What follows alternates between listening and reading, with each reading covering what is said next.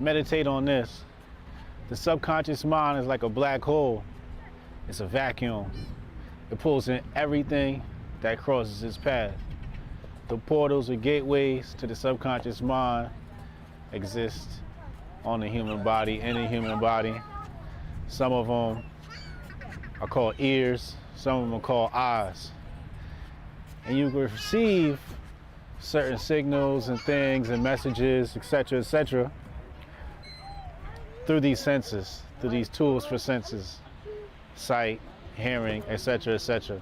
But no matter what you do, no matter what you put in front of your ears, no matter what you put in front of your eyes, just understand that the subconscious mind is going to receive that, and it's going to be embedded within you in perpetuity. It's going to be with you forever. And the people in power know this. The ruling class know this, and they do a damn good job of putting things in there that are not going to lead to quality of thought. It's important that you take control of this and try to embed things with high quality of thought into your subconscious mind, so that when they come back to the surface, when they come back, they pop out on the other side,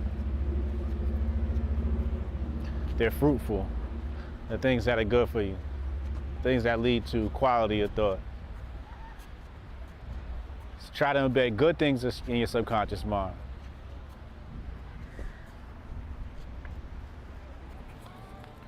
Now that we know we have to program the subconscious mind, do that consciously, the next question becomes, with what? I believe we need to start with music. Music is very natural. Everybody loves music. They're even treating dementia with music, because music can take you to the past, bring you to memories, the vibe. Everything is just seems to come into focus clearly. It's easily visualized when you put music and have a soundtrack to your life. And so what type of music do we listen to? You know, it's part of our daily ritual. It's part of our daily dealings in programming the subconscious mind. The type of music we listen to is very important. And think about quality of thought. Is your music going to nurture the idea of quality of thought? Or is it ratchet? Is it supremely ghetto? Is it trash? Or is it breathing life into you? Right? It's the difference between listening to, you know, something that's promoting death as to something that's promoting life. Looking at some of the neurological effects that happen when you listen to certain types of music, nourishing the brain with that type of music. The TV shows you watch, the movies you watch. What type of shows do you watch, and how are you inspired by them? What are the images that are being implanted in your subconscious mind from the movies and TV and the media that you watch, from the things you watch on YouTube, etc., etc. If you look at one of those controversial stories about TikTok, I said that Chinese people, or the Chinese Communist Party, whatever, has a different algorithm than the one for the Western nations. The one in the Western nations, the kids are watching videos that go viral, doing pranks and all types of silly stuff. And China's algorithm is showing kids completing puzzles and doing math. These are the things they're promoting because they understand the programming of the subconscious mind is very important for the future of your people and where they're going. So with that same concept in mind, you know, what type of media are you always being influenced by? What type of media do you constantly force yourself to be influenced by? You know, what if we saw images of love all the time instead of images of destruction, war, etc., etc.? What type of media is Hotep Jesus influenced by? I like the old stuff. I like the classics. Mostly written work, literature. That's the type of stuff I listen to. I listen to a lot of lectures. You know, one of my favorite lecturers is John Henrik Clarke, Dr. Kaba Kamene. Those are like two of my faves. I like listening to scholarly work, scholarly teachers. I go to bed to chess videos. But I also need some gangster in my life. You know, I'm not perfect, but I need some, I need some cartel gang member, type programming. This is, that's the stuff I happen to like. I like violent movies. I like heists. I like heist movies, like The Italian Job and Ocean's 11 and, those types of things. I like military movies. Like, I thought the new Top Gun was amazing. But I also try to be conscious of what I'm seeing, and so, what's clear is we're gonna come across some content that is not going to nurture quality or high quality of thought. So what we have to do is we have to wrap this stuff with labels. So what you can do is when an image appears before your subconscious mind, what we can do is we can frame it. So when it gets embedded and it gets stored within your mental hard drive, it's filed in a folder, marked bad, marked good, marked to question, marked, you can label these things. So sometimes when things come into our subconscious mind, we don't frame it, we don't put a label on it. I think we have to say, okay, if I'm watching a movie and they're murdering people, say for instance, as we're watching this, we got to label that bad. This is bad. This is no bueno, right? And even some labels that your personal opinion might weigh in on, and how you manage this stuff logically. So even though everything is going to be received by your subconscious mind, and some things you may enjoy, some pieces of content you may enjoy, it's very important to frame that stuff and label that stuff. So when it gets into your subconscious mind, your subconscious mind knows, okay, this is this and this is that. So it knows clear difference. It's not just sitting there to be sprouted later on in the wrong manner or intent.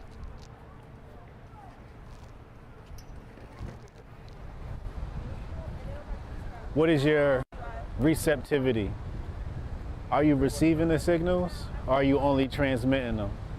You have to tune your inner radio to receive messages, not only send them. Sometimes we get caught up with our conscious mind. Our conscious mind is constantly sending signals out to the universe, to God, to friends, family, etc., etc. But sometimes you have to reset yourself and come back to zero and just say, I'm not intending to send any messages, I'm intending to receive them. I call it no mind. I've spoken about this in the past. I want to open up the mind, enter a state of receptivity, to receive the signals, to be imbued by God. Messages, prescient visualizations, to be omniscient. All these things are made possible by entering a receptive state, by dismissing the world and all of its physicalness, dismissing the world and all of its 3D-ness, dismissing the matrix, forgetting you are of this physical dimension. Dismissing all of that, obviously easier said than done, but moving away from all of these things, dismissing them from their mind. And the easiest way to do that is to actually distract yourself. You have to distract yourself with the senses. It's much easier to enter a state of receptivity when you're out here and you have the breeze blowing against your skin. That's easy to meditate on. When you have the waves you can look at, the seagulls passing over your head, the sun and the way the sun shimmers off the surface of the water, the clouds, the people, all these things, if you allow them to, will open you up to receptivity. They make you receptive. In order to turn off your brain, you got to turn on your 5 senses. Or when I say brain, I mean that conscious mind sending signals and trying to enter a state of receiving the signals. For example, you can't eat and think at the same time. You're either tasting your food or you're thinking. You can't do both at the same time. You can do intervals. You can think and then taste, think and then taste. But while you're tasting your food, the only thing you're thinking about is, this food tastes good. You can only think about the food. So sometimes I like to hijack my subconscious when I don't have an environment like this. Yeah, I can try to get that handled for you. Again, it's only my second day, so if you can give me a second. How I'm supposed to do this? How the hell are we supposed to do this by 5 o'clock? I have no clue. Is that possible? Hey, do you have the password to... How'd you finish all your work already? He's not tapped in.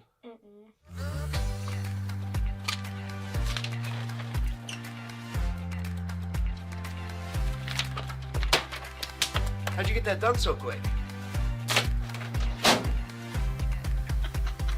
They think they're gonna be able to budget that? It's money. That's money right there, you understand? You guys finished your work 6 hours early? He's not tapped in.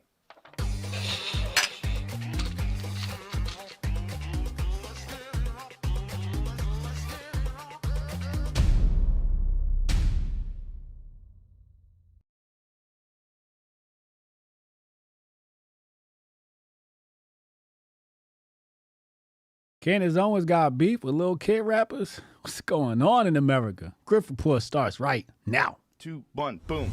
Hotep Jesus. Of all the Jesuses I know, he's the hotepiest. Social scientist and YouTube host, Hotep Jesus. How the fuck do you get a name like Hotep Jesus? The one and only Hotep Jesus. Ryan Sharp, better known to the world as Hotep Jesus. Hotep Jesus. Hotep Jesus. Hotep Jesus. Hotep, you're a genius. hotep-jesus.com. Somebody said, what do you think you are, some kind of Hotep Jesus? Ooh, And that's I was good. Just like, ooh, that's sexy. Yes, I do think I'm Hotep Jesus.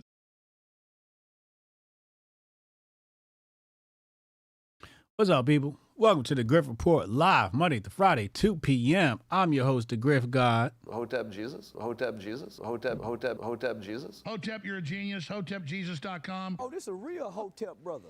Hey, Hotep to all the constituents of Hotep Nation and Hotep-istan. Hotep. What's up, y'all?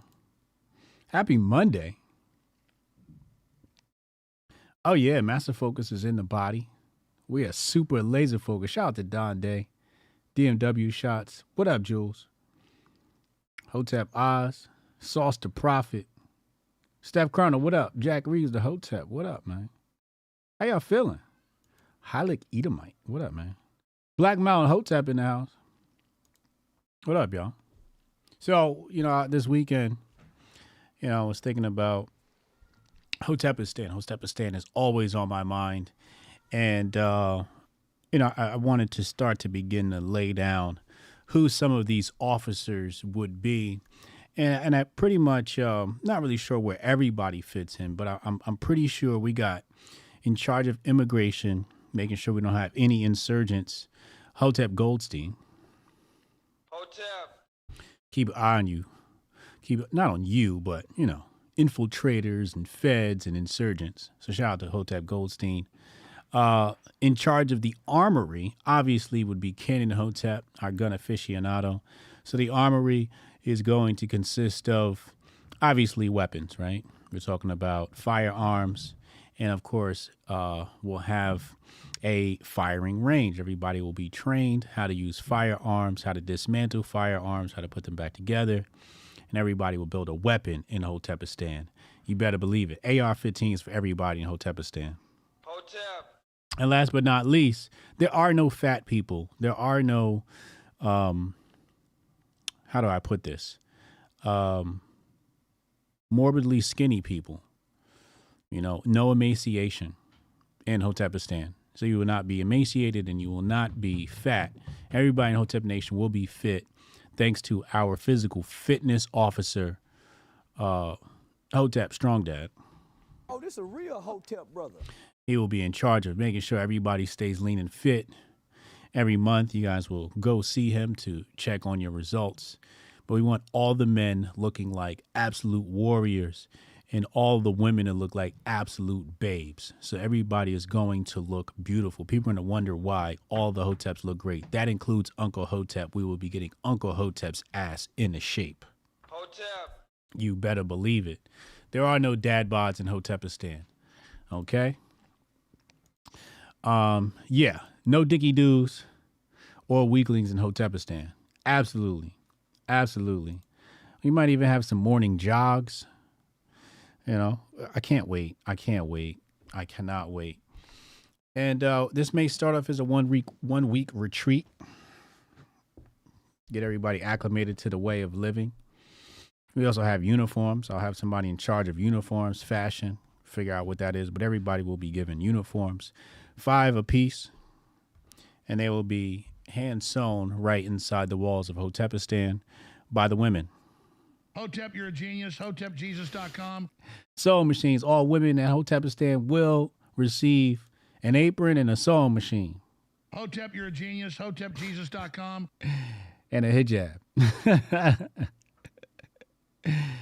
Black Man Hotep said Uncle Hotep finna be on workout quarantine for a little bit. Yeah, no snacks for Uncle Hotep till he get his weight down. You know, we'll have snacks. We'll have cookies and bakeries and baked goods, but nobody better not be sneaking that stuff over to Uncle Hotep's room. It will be considered contraband while in Uncle Hotep's possession.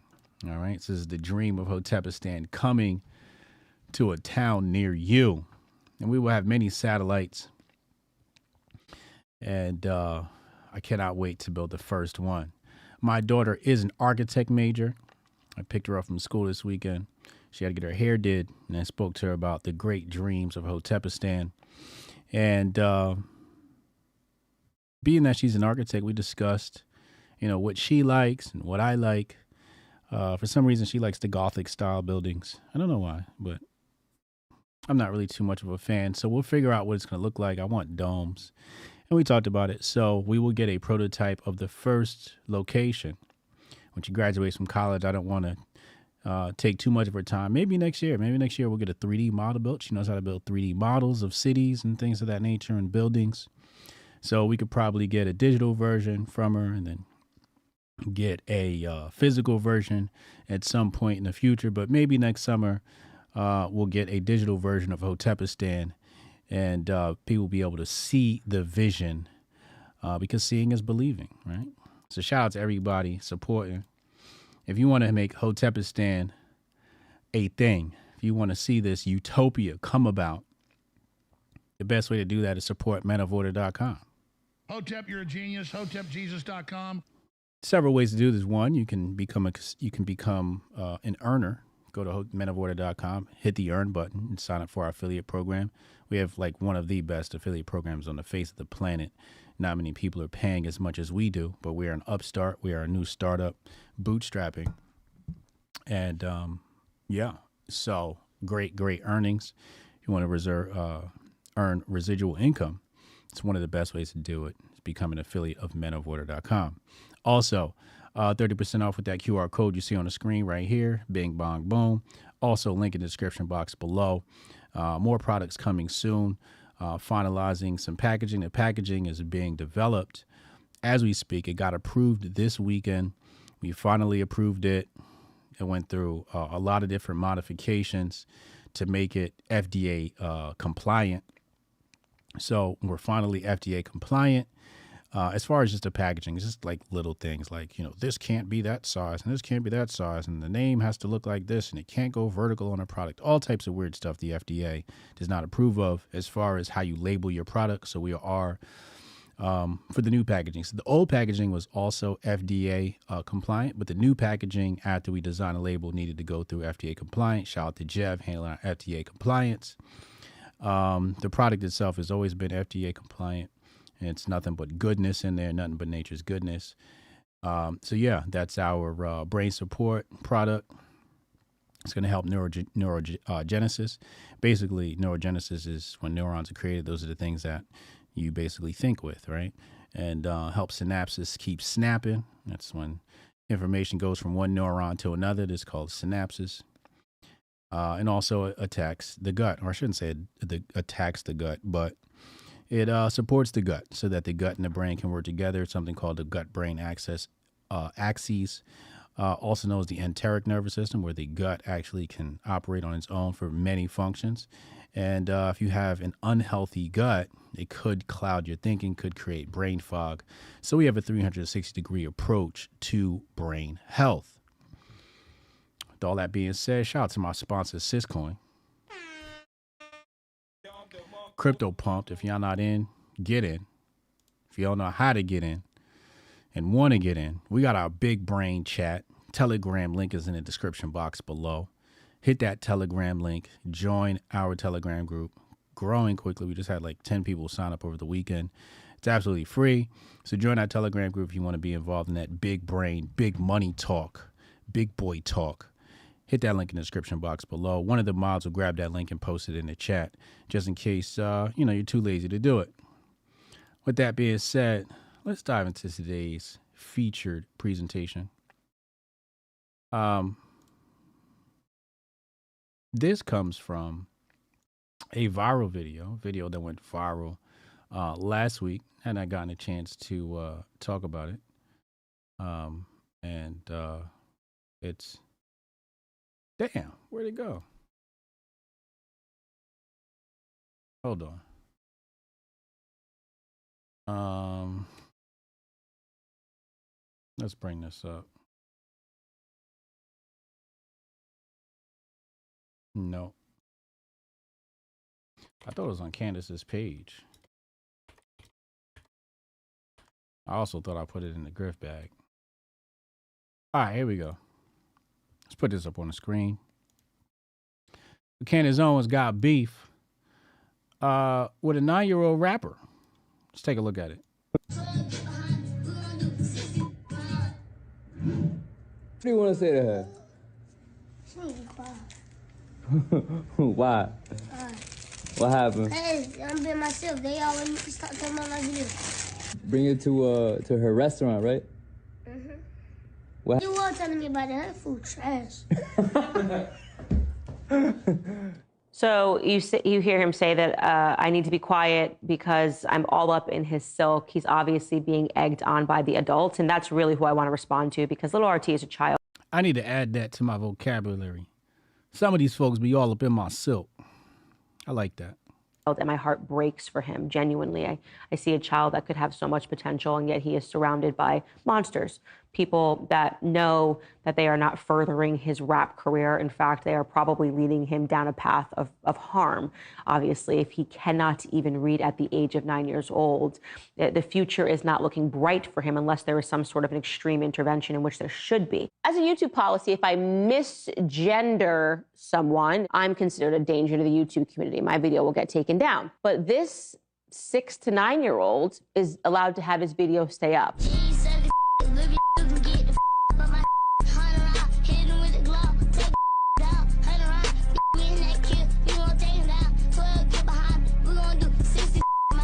So to understand that he is basically talking about a presumably random woman who can't hang out with him unless she's willing to perform fellatio. This is a 9-year-old, okay? And he is talking about his gun, and he is talking about having 100 rounds as he runs from the police. Totally YouTube content safe. You called it off?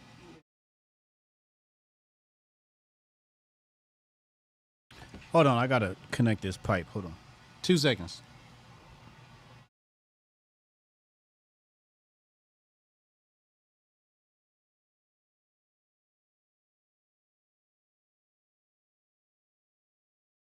Yeah, otherwise the pipe is just gonna annoy me. Some sort of exhaust pipe in my basement. All right. So, a couple of things here.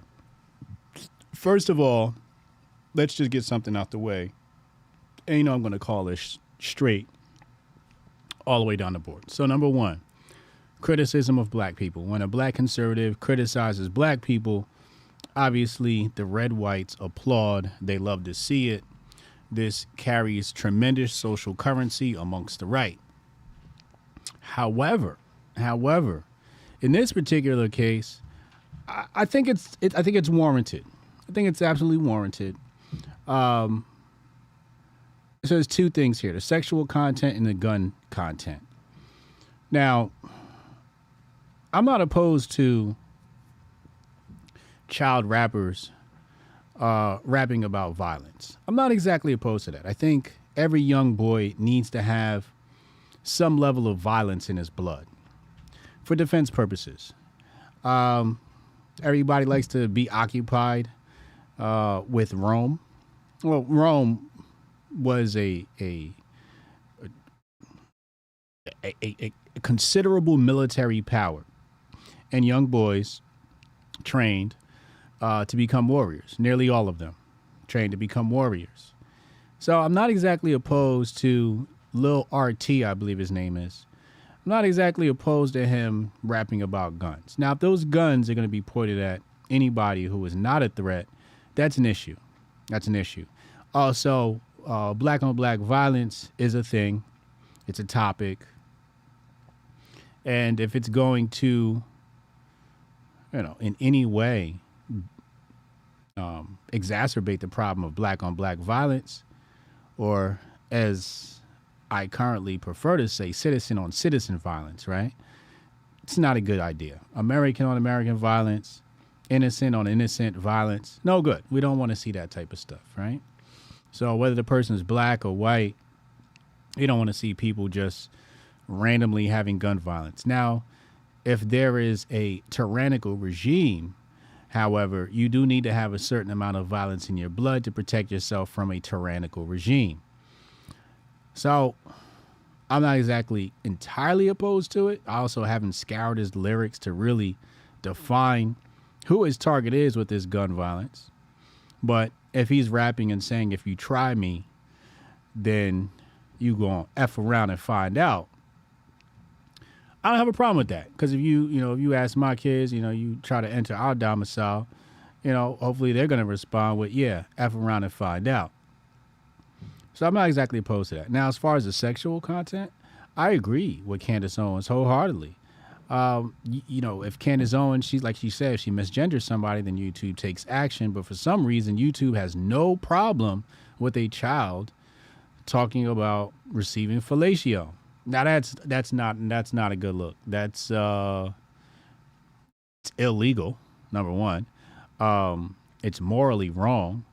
It's debauched and lecherous. It's downright disgusting. And a young boy should be thinking about other things in his life. And she mentioned the kid can't read. I don't know what evidence she has to prove that. I'll just go ahead and assume she has that evidence of the kid not being able to read. But if the kid can't read, that's an issue as well. And you know what this made me think about? It made me think about Bow Wow and Lil Romeo when they were kid rappers. Bow Wow and Lil Romeo, when they were kid rappers, they were heartthrobs for their age group. They talked about girls, but it wasn't sexual. It wasn't sexual at all, at least not from my memory. Correct me if I'm wrong. But it was very much kid-safe tunes. They rapped about having fun. They rapped about school. They rapped about, being a heartthrob. They danced. It was very innocent content. This new class of rappers with the kids, I don't know if I can get behind it, man. I don't know if I can get behind it. And I get trying to monetize the kids because the kids are cute, really easy to make a kid rapper blow up because everybody goes, oh, cute little kid, right? Anything little kids do is going to be deemed cute and everybody wants to run and support. So I get trying to turn your kid into a kid rapper. I totally get that. I asked my kids, I say, yo, you want me to teach you how to rap? He was like, not really. Hotep, you're a genius. hotep-jesus.com. Oh, this a real Hotep, brother. He was like, not really. So I was like, well, there you go. I don't have to worry about that. Now I asked one of them. I didn't ask the other one. I'll ask the other one and see what he says. But yeah, I not opposed to turning kids into kid stars. I am opposed to leasing your children out to Hollywood and the music industry, especially Hollywood. You guys know all the weird stuff that goes on in Hollywood, so I don't have to really go into and explain that stuff. But for the most part, Candace Owens is absolutely correct. We gotta lead these children a lot better. Now I saw a post on Instagram this morning, and the post on Instagram said that churches are now teaching Black history because the state won't. Matter of fact, I should bring that up on the screen. Let's go pull this up. This was on Kaba Kamene's account. Dr. Kaba Kamene. Let me see if I can find it. Let's see here. Let's go there. Should pull up in just a moment. Here we go, right here. Put this up on your screen so you guys can see it. Let's go here. Hold on. Pull this up. Right there. Black churches in Florida are now teaching Black history since the state won't teach it.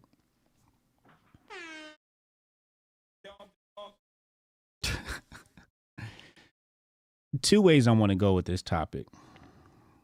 Or they kind of intersect, I guess. So let me just start with the main one that's on my mind. So when I think about being the dictator of the Black community, or becoming the dictator of the United States of America, Black people won't like me too much, in particular. Mostly because I will resemble a MAGA Republican in many ways. I will resemble a dictator in many ways. We're going to watch social programs deteriorate. I'm going to slowly pull back on medical care, health care. I'm going to slowly pull back on pretty much any socialist program, including government assistance. I'm going to take a real hard, close look on that, and the majority of healthy individuals who are on government assistance will not be on government assistance much longer under my dictatorship of the United States of America. And why? Is it because I don't care about these people?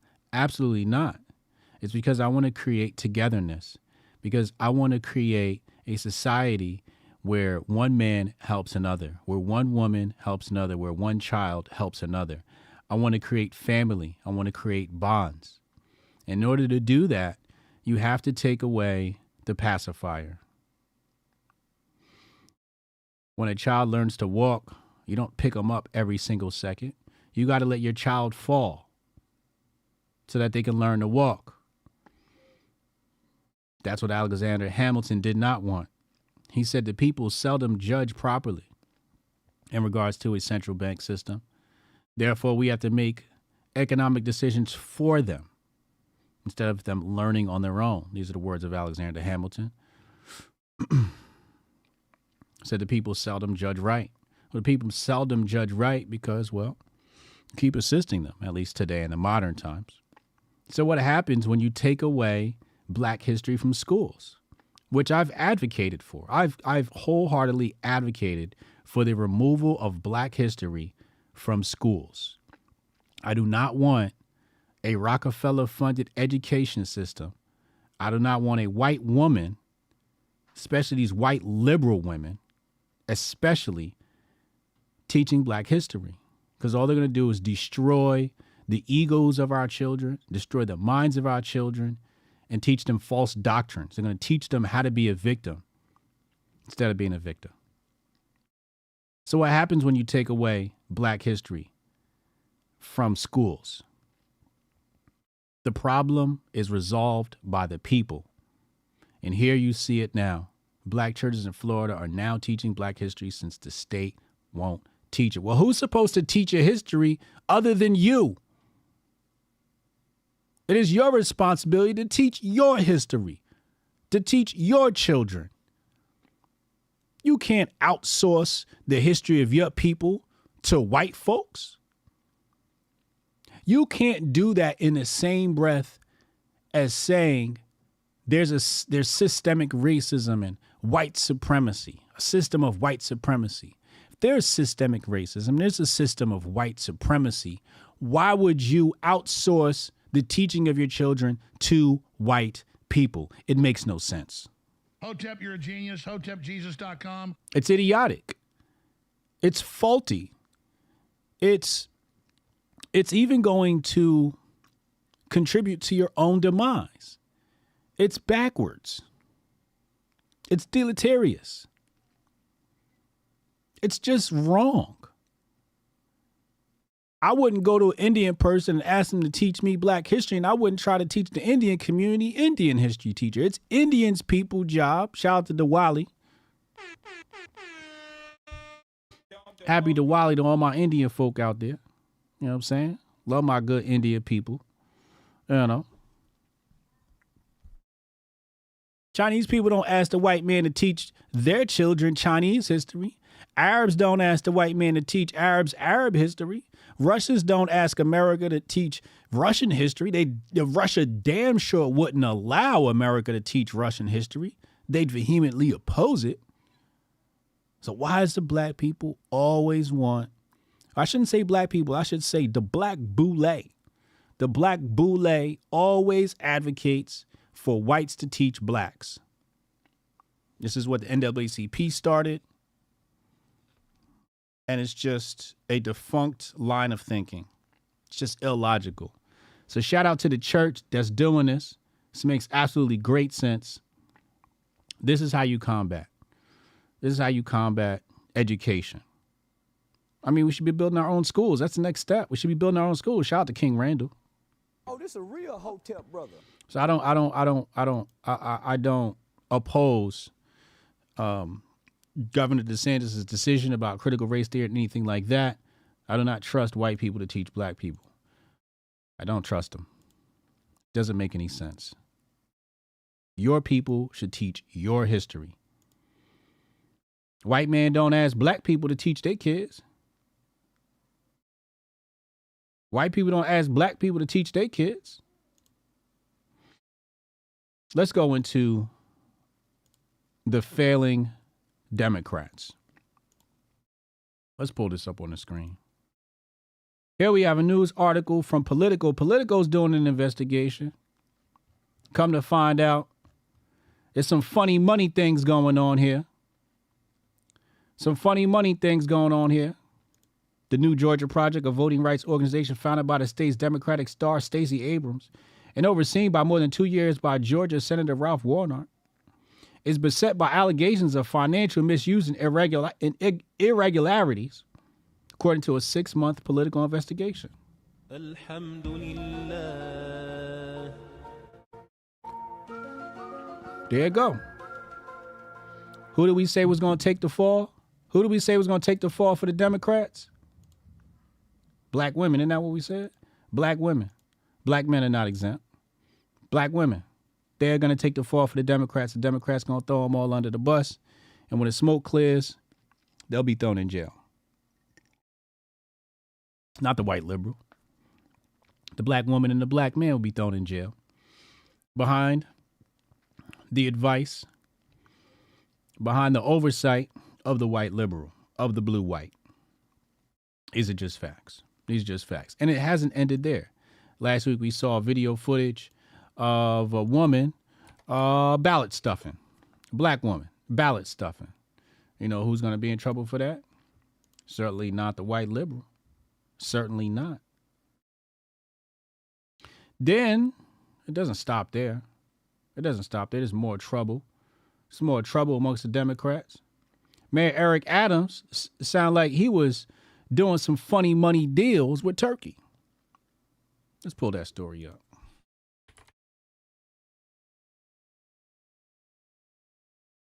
Let's pull this up.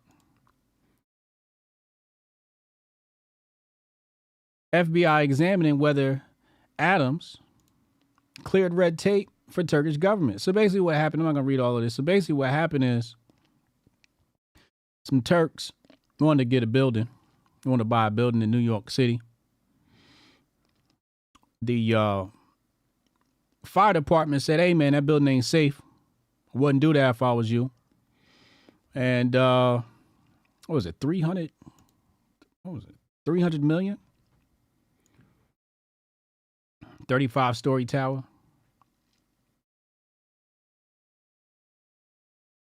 Got approved. Got approved. Mayor Eric Adams in hot water. Now, the thing that makes this story spicy is this clip I'm about to show you. Let's pull this up. Hold on. Shout out to Dom Luke, right? Found this clip. Let's take a look at this. Abi dönerciden açalım dedik. Kıçımıza kaçmayan yılan kalmadı. Eyvah basıldık. Kim bu yanındaki ezik tipsiz herif? Bunun hesabını vereceksin. Hey! Bu hale getirmek için ne yaptın zavallıya? Ne yapıyorsun sen ya? Geri zekalı. O herife güvenilmeyeceğini söylemiştim. Truvasını diktim Helen'im. Şimdi ben senin mailine, face'ine, bokuna koca bana yani bu fotosu resimlerine girdik. Maşallah. Oh, dolunay, dolunay. Hello, Kimberly. I'm the personal assistant of Karen. Okay. I'm looking forward to seeing you. So, Dom Lucre claims here, developing. On June 27, 2017, Eric Adams, the mayor of New York City, appeared on screen as himself in a Turkish romantic comedy in which he asked for political favors, by two men speaking Turkish. Is Turkish a language? You know, I like to be accurate when I speak, or I try my best to be. I'm not always 100% accurate. Turkish language. This is just things that just intrigue me. Okay, so Turkish belongs to the Turkish branch of the Altaic language family. Okay, so Turkish is a language. And it's the most widely spoken of the Turkish languages. Okay. So they're speaking Turkish. And allegedly, asking him for favors.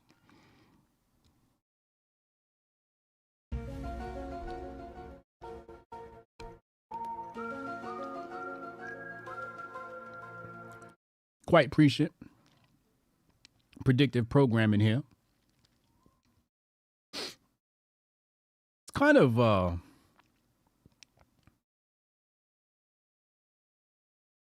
do I want to say? It's trying to find my words here.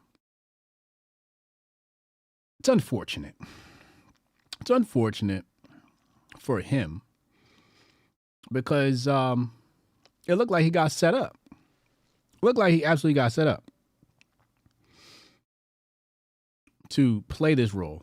Like he got played. That's really what I want to say. It looked like he got played by the Turks. Looked like he got played, and that's not a good look. You're acting as if you're taking bribes, and then all of a sudden you do a deal with the Turks after you become mayor. It looked like he got set up. Eric Adams got played. It's not a good look. It's not a good look. But there's more. But there's more from the Democrats. Looks like Gavin Newsom cleaned up the city for Xi Jinping. Let's take a look at it. I know folks say, oh, they're just cleaning up this place because all those fancy leaders are coming into town. That's true because it's true. But it's also true for months and months and months prior to APEC, we've been having different conversations. I know folks say... Prior to APEC? What happened to APEC? Hold on.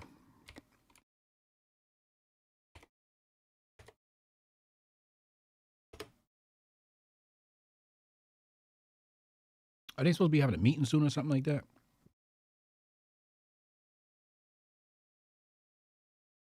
Oh, no, the conference passed. Oh, wait. Here we go. Oh, APEC. Okay, so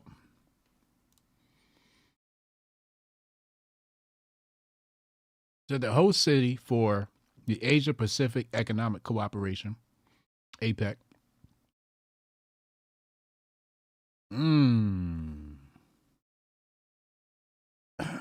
Australia, Canada, Chile, China, Hong Kong, Peru, Mexico, Japan, Philippines, Russian Federation, United States, Thailand, Vietnam.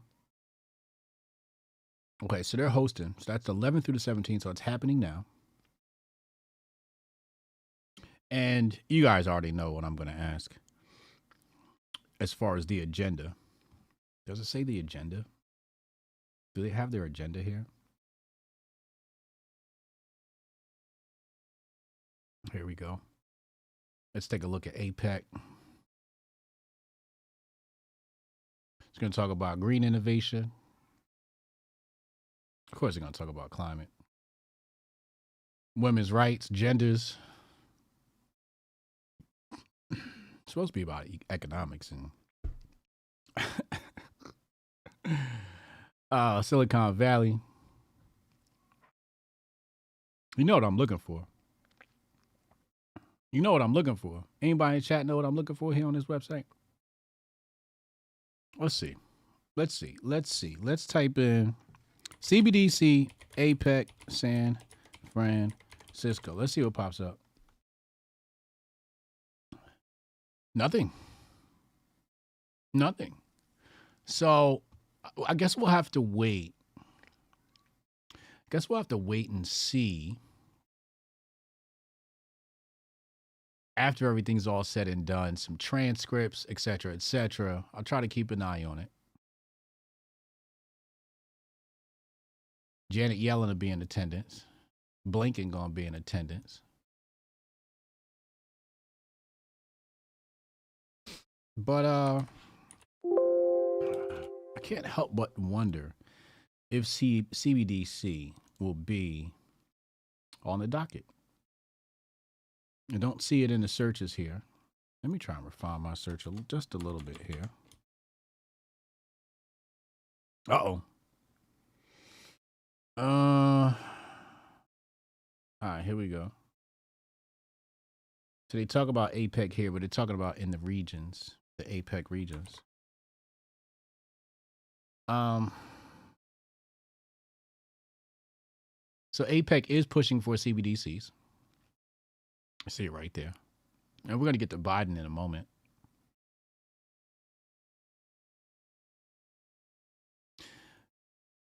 Handle wholesale settlements without having to go through the U.S. payment system. So if they're not going through the U.S. payment system, that means they're going through a globalist system. So start to get, some centralization amongst the globalists.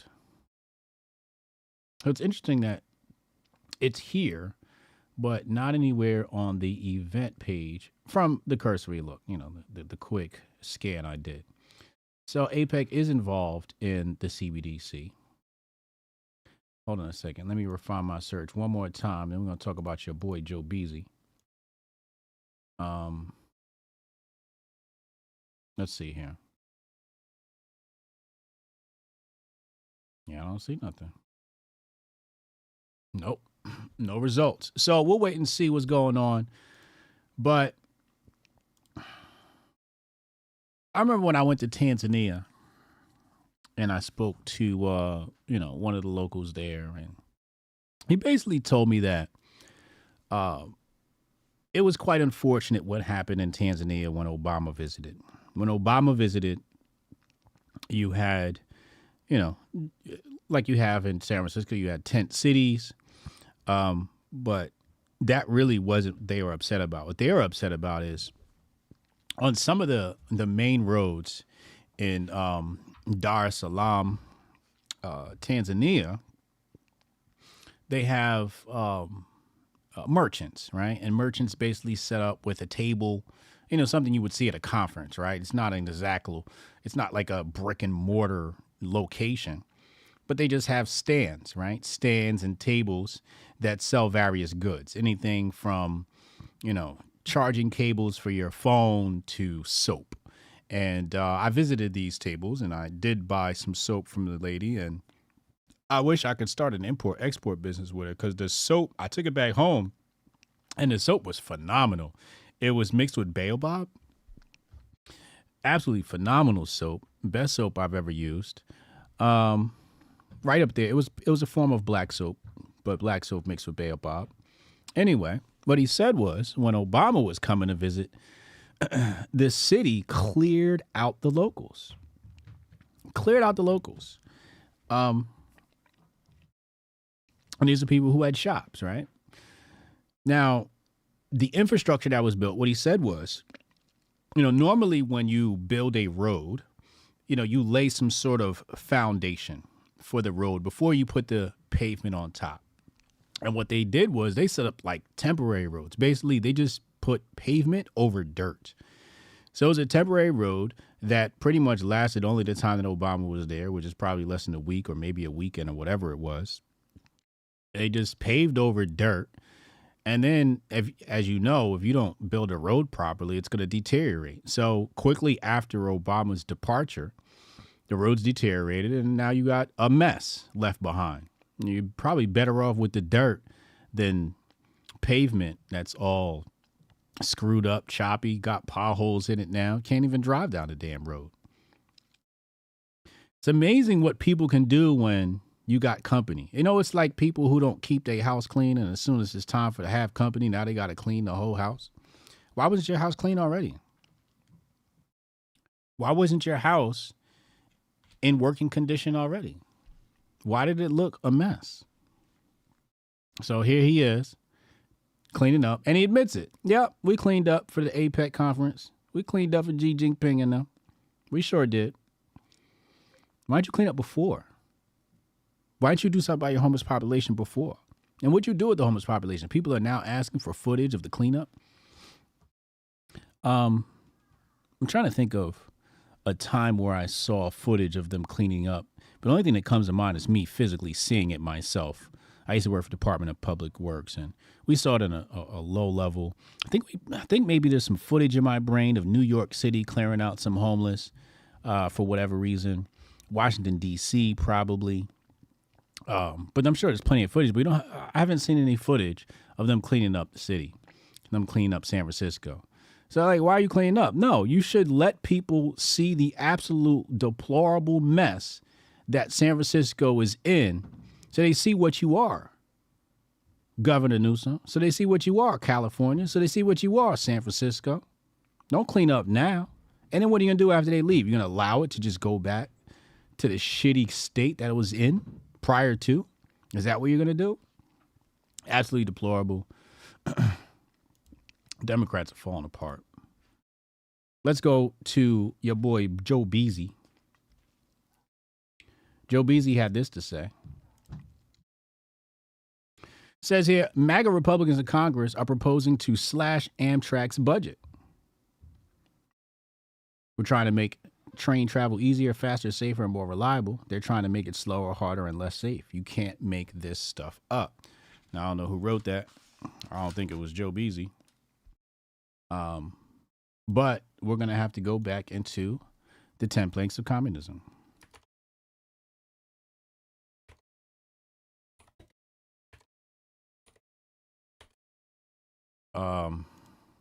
Is this it? No, I want the translation. Hold on.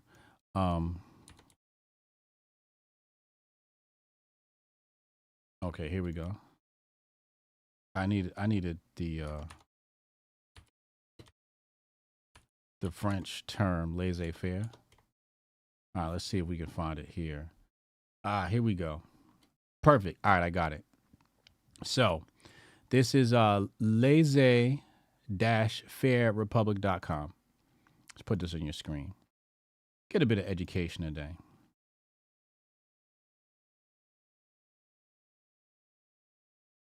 All right, right here. So it's a bit wide. You're not going to see everything on the screen, but I'll read it off to you. So it says right here, number 6, 10 planks of communism, centralization of the means of communication and transportation in the hands of the state, right? Centralization being a key word. We're going to skip right here. He says, there is also the federal postal monopoly, Amtrak and Conrail, outright socialist government-owned enterprises. Instead of free market enterprise in these important industries, these fields in America are semi-cartelized through the government's regulatory industrial complex. So this is straight up communism is what he's saying. What he's basically saying is MAGA Republicans oppose communism. That's what he's basically saying. MAGA Republicans oppose the 6th plank of the 10 planks of communism. And I don't like it. That's what Joe Beasy's basically saying. They don't trust the private market to handle this. Amtrak has not been running efficiently, as many people know. Most government projects do not run efficiently. And if you don't release it to the private sector, you can continue. Well, why does the private sector run things more efficiently than a government? Well, a government project doesn't involve in firing anybody. You can't fire the government, right? You can't say, hey, you're fired. No, you just can't do that. The government's going to exist. So no matter how they fail, Amtrak is still going to be there. However, this was private. People would vote with their dollars, whether they use the service or not. They would vote with their dollars. And that would make the corporation beholden to the people, and the people would react in the market. And if the corporation fails to meet the demands of the people at the best price, another corporation will come in and do it much better. So that's why the private market needs to handle it, not the public sector, not the government, but private. Let private handle it. But Joe Beasy, he's upset because we won't allow him to practice his communism, or the MAGA Republicans, as he likes to call them. Mo Fax calls them orange, the orange people, right? Because of, well, they call, what's the name? They call Trump orange. So, yeah, you have been informed.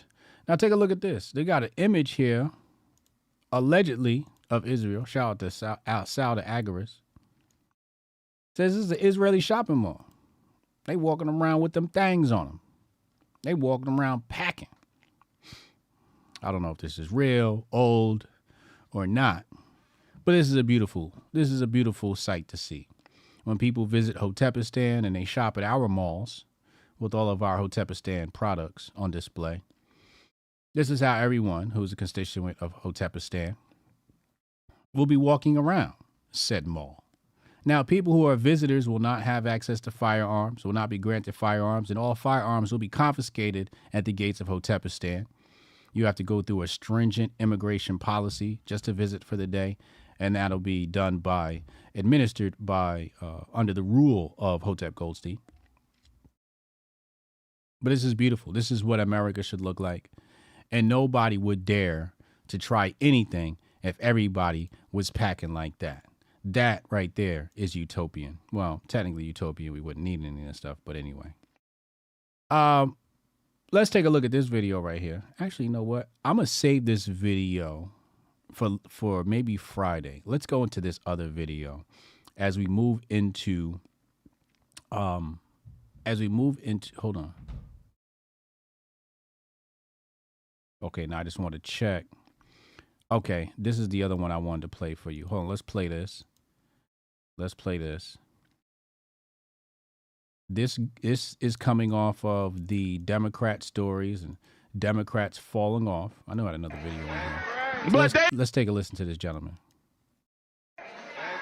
But they want to tell you that it's this on the state, it's on the Republicans. All politics is local. In this state, don't let them fool you.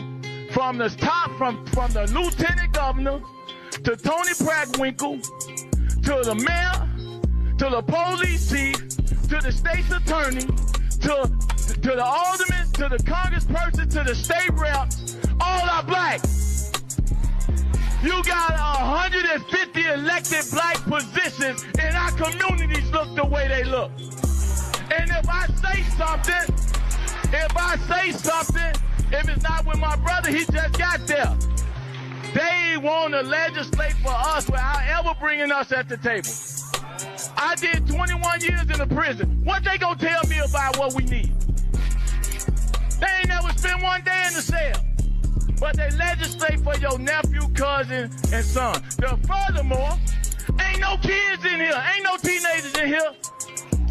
Over 150 murdered young men from ages 16 to 24, and ain't no kids in here.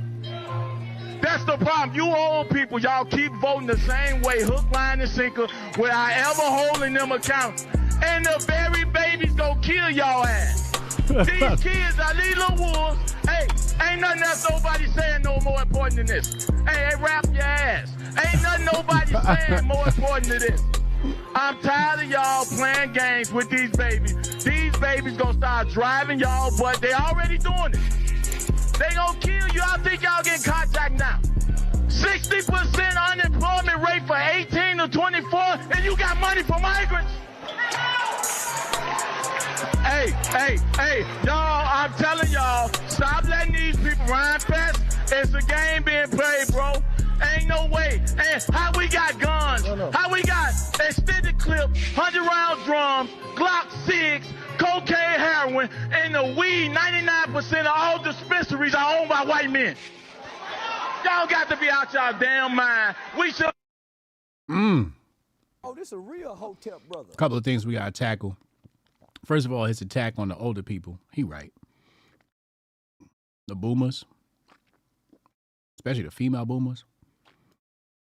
Time's up. You got to let it go. Can't trust your vote anymore. But I want to play this part right here. At the table. I did 21 years in the prison. What they gonna tell me? Say something. If I say something, you got 150 elected black positions, and our communities look the way they look. 150. Communities still look like shit. And if I say something, if it's not with my brother, he just got there. They want to legislate for us without ever bringing us at the table. I did 21 years in the prison. What they gonna tell me about what we need? Bringing us at the table. Without ever bringing us at the table. And that's the thing, right there. Want to legislate for us without ever bringing us at the table. They want to legislate for us without ever bringing us to the table. This is what the black boule, this is what the big black politicians do. They legislate and they don't give a damn what the people are saying. They're doing whatever the white liberals say. Oh, we got to worry about abortion. Abortion's the thing now. And Medicare for all and all this bullshit. Because grandma want to keep her check coming. She want to keep her medical coverage coming. Grandma just think about grandma. Grandma not thinking about the whole community. And maybe that's not wrong, but it just is what it is. But that's the mantra, the moniker of the Democratic Party is to legislate over black people while not ever speaking to black people. Because when you speak to the black people, they're gonna tell you, we're not with these immigrants. We don't want these immigrants coming. And you keep importing them into the hoods. You think they're importing them into the hoods because they don't know what's gonna happen? They know what's gonna happen. It's gonna be a struggle. It's gonna be a class struggle in the hoods between the people barely able to survive because of Bidenomics and other various socialist factors, and immigrants, sharing resources with immigrants, sharing public spaces with immigrants, public resources with immigrants. That's the problem. They don't want to hear from black people. People would say, oh, well, the black people are supporting the Democratic Party. No, they don't. The black boule is in alignment with the Democratic Party. But as you can see right there, black men are bucking against the system. They are bucking against the system. So shout out to that brother. Oh, this a real Hotep brother. Let me see. Hold on. Got one more video to play. Then we're going to go into the CBDC update of the day. If you want to get it on the phone lines, we take phone calls during this show. Text Hotep in your name to 202-596-5631. 202-596-5631. Text Hotep in your name to that number to get in line. Let's go to the tape. Let's pull this up.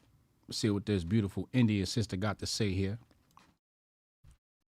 You know, my country was the first where they made cash illegal. 2016, digitalization was forced on the country. 8 o'clock in the evening announced midnight, cash was illegal, the big notes. And 70% of the economy crashed. This digitalization is now going all over the world, and there's a war on cash. They call it war on cash because cash is merely a medium of exchange. It has no value in itself. It's just a promise. You read the dollar note, it says, I promise to pay the bearer. When it's digital, even a credit card, you're giving rents to the global financial system. But when it's cryptocurrency in the hands of algorithms, in the hands of big tech, they will do what is happening in China. Create social credit system to decide a new caste system. And you might have also followed that while all this has been happening, the founder of the World Economic Forum did a book called The Great Reset on how to deal with the COVID crisis. And everything we're seeing unfold is part of that Great Reset. But an element of that Great Reset is you will own nothing. If ever there was a time for humanity to wake up, now is the time. See, she gets it. She absolutely gets it. Let's go to the tape. COVID, the Great Reset. I got a copy right here. I think I did a whole presentation on this. Somewhere in there. Somewhere in this channel, there's a presentation on the Great Reset. I want to dive right into a particular section. Shout out to Klaus Schwab.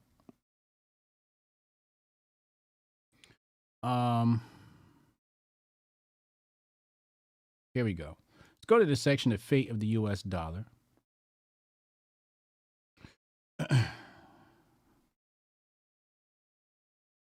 So right here, this is the paragraph I want to read to you so you guys know the future of the world according to the Great Reset. So I should probably start here. So it says, on the other hand, managing the U.S. dollar sensibly for the rest of the world, doubters of the dollar's dominance point to the incompatibility of its status as a global reserve currency with rising economic nationalism at home. Even though the Fed and U.S. Treasury manage the dollar and its influential network worldwide with efficacy, skeptics emphasize that the willingness of the U.S. administration to weaponize the dollar for geopolitical purposes will inevitably incentivize dollar holders to look for alternatives. And that's what we're starting to see now, right? With the whole CBDC thing, everybody's like, yeah, we'll get into another story today, and you'll see what I'm talking about. Are there any viable alternatives? The U.S. remains a formidable global financial hegemon, but it is also true that many countries would like to challenge the dollar's dominance. In the short term, there are no alternatives. The Chinese renminbi could be an option, but not until strict capital controls are eliminated and the RMB turns into a market-determined currency, which is unlikely to happen in the foreseeable future. The same goes for the euro. It could be an option, but not until doubts about a possible implosion of the Eurozone dissipate for good, which again is unlikely prospect in the next few years. It says, as for a global virtual currency, now you guys remember when this came out, right? You guys remember when this came out? What's the date on this? What's the date on this document? 2020. It was dropped in 2020, July 2020. There it is. All right. So let's go back. There's 2023. Go to the fate of the U.S. dollar. So what does it say here? As for the global virtual currency, there is none in sight yet, but there are attempts to launch national digital currencies that may eventually dethrone the U.S. dollar supremacy. The most significant one took place in China at the end of April 2020 with the test of national digital currency in 4 large cities. The country is years ahead of the rest of the world in developing a digital currency. Right? And then it goes on. I'm not going to read all this. I just wanted to put that on your screen to show you what she was talking about. Yes, the Great Reset predicted or documented the CBDC and China's dominance in that world. Their advanced knowledge, their advanced implementation. Now, I wanted to bring that up to teach you something, which I tweeted about today. And basically it's that. Let me bring that tweet up. Hold on. Visual aids are important so everybody can see. All right, here we go.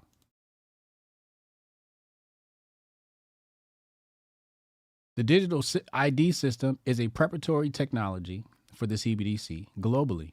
So the euro has decided, the European apparatus, government, ruling body, has decided to implement the digital ID system. So she mentions the social credit system. Social credit system already exists in China. Our social credit system already exists. It's just not formal. It's informal. It's called cancel culture. Okay. So we already have one, right? Or you could lose your bank account for what you say. You could lose your social media account for what you type. You could lose your YouTube for what you say.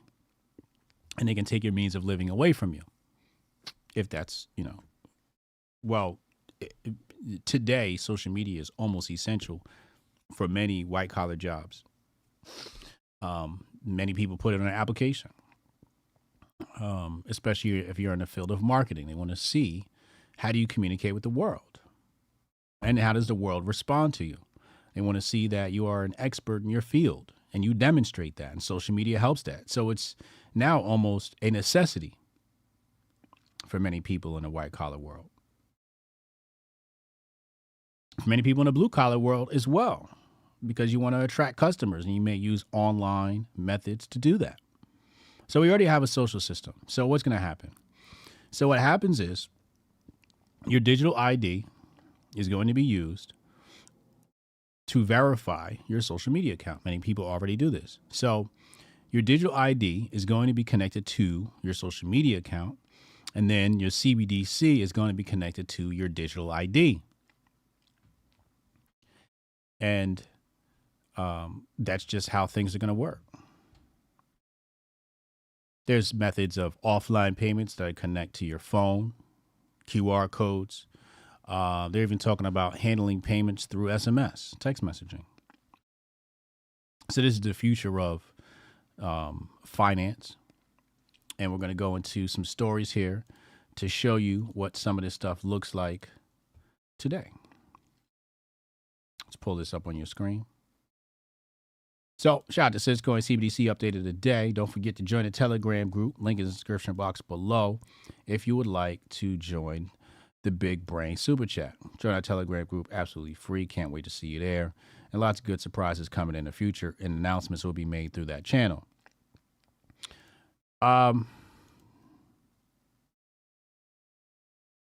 Let's start here.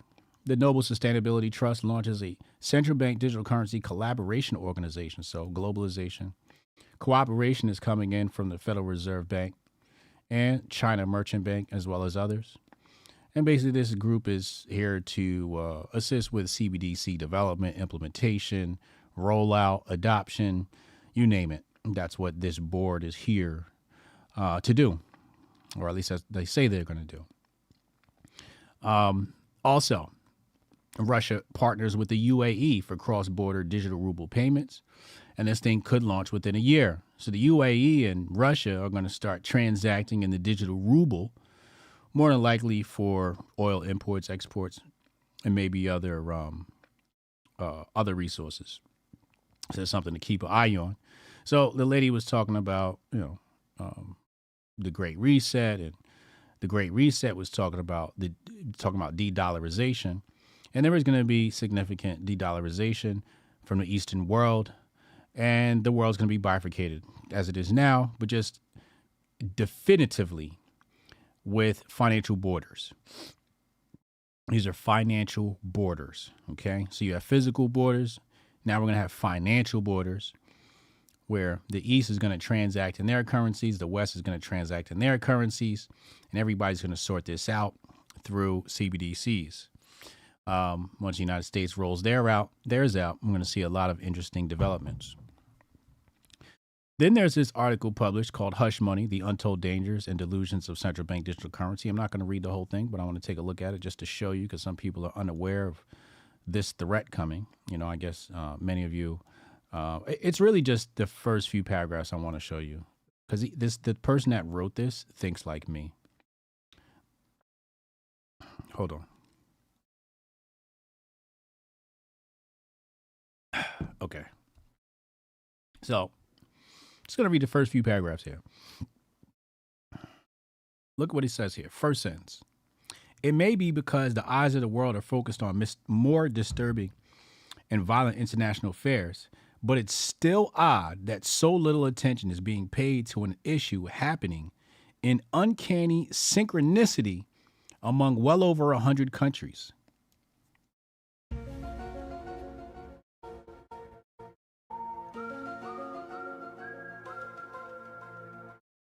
Bro, that's what I'm trying to say. Everybody's distracted about some story. And I'm like, do y'all realize we're living out the Great Reset and nobody's talking about it? People are like, yo, Hotep Jesus is the only one talking about the CBDCs consistently every day. And what does he say here? It's odd that no one's talking about it. It is odd. It's fucking scary. It's fucking scary to know that the greatest financial revolution, aka resolution, is taking place right before our eyes and nobody's talking about it. So I was going to tell you why nobody's talking about it, but again, this guy's reading my mind, so the second paragraph jumps right into that. So he says, the subject of CBDC might seem trivial for some people, right? So some people go, oh, I don't really care, right? Whatever. Others, it's complex and obscure. While the rest, it's dangerously clear. So here's the issues. Either people don't care. Highlight that. Or the topic is just too complex for people to pay attention to. They go, you know what? I'm not smart enough for this, so I'll just bow out. Or I'm just too lazy to use my brain, so I'll bow out. Can you give me news about something other than the CBDC, Hotep Jesus? Because this is just too complicated. I don't want to use my brain, Hotep Jesus. This is what everybody tells me. I don't want to use my brain. I'm too lazy to use my brain. I don't want to understand complex things. Meanwhile, this is the most transformational financial movement by any governments in the history of mankind. And nobody's talking about it. It says the triviality comes from thinking that our society has already embraced digital money in the form of credit cards, online banking, e-transfers, smartphone app payments, and so on. So basically people are saying, oh, we already got a digital world. It's not going to make much difference. Switching to something even more convenient and crypto-like cool seems natural and desirable.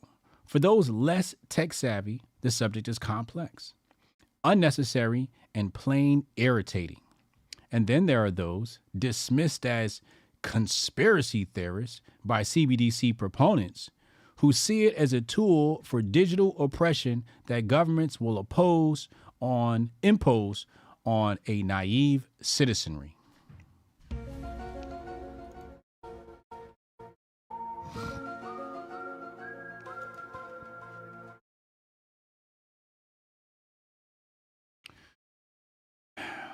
While not brand new, the CBDC idea has gained significant momentum in the last 3 years, according to Atlantic Council, a NATO-aligned think tank. 130 countries representing 98% of the global GDP are exploring a CBDC, up from only 35 countries in May 2020. 98% of the global GDP is exploring a CBDC, and nobody's talking about it.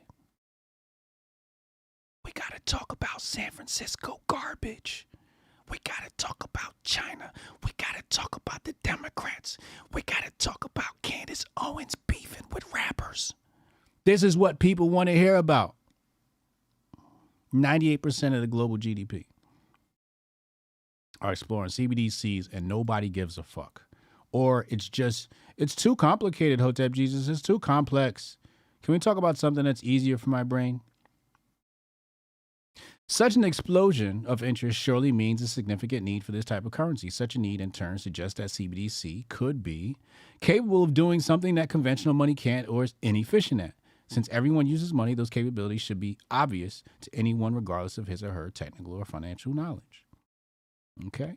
And the article goes on. I'm not going to read all of it. It's some interesting things in this article. He talks about Nigeria, and some other African countries. So I might do a whole presentation on this. So I'll come back and I'll read this. I'll make a bunch of highlights and we'll go through this article with a fine tooth comb. Canada's in here. Yeah. But the link is right there in my tweet. You guys can go read it on your own time. I suggest you read it. It's right here. I tweeted it out this morning. Let's go back. I don't know what the hell that is. 6 retweets. Got 6 retweets on this. Nobody cares about CBDCs. They're not going to, when we're going to care? When your influencers start talking about it. Oh, Biden's passing super surveillance that's going to destroy the 4th Amendment. And by the time he starts talking about it, it's going to be too late. It's going to be passed in the House. You know what I'm saying? It's going to be too late. But that's when everybody's going to talk about it. When it's cool to talk about it. It's not cool to talk about right now. But it will be. It will be. And then these posts that you see on the screen are going to start to go viral. And people be like, oh, my God, isn't this the stuff you were talking about, Hotep Jesus? Yeah, motherfucker, Hotep's been told you. Where you been at, bro? Wake the fuck up. Stay woke, motherfucker.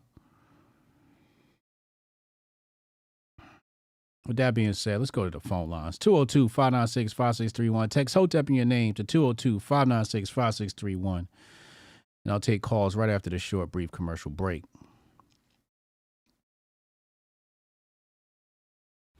Yeah, I can try to get that handled for you. Again, it's only my second day, so if you can give me a second. How I'm supposed to do this? How the hell are we supposed to do this by 5 o'clock? I have no clue. Is that possible? Hey, do you have the password to... How'd you finish all your work already? He's not tapped in.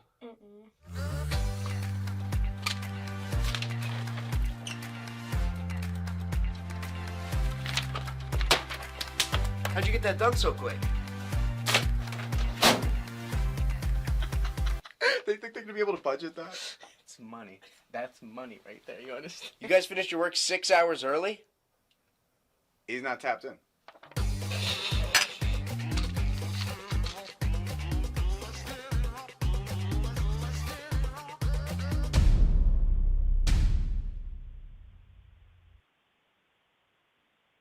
We got Goldstein on the check-in. What up, Goldstein?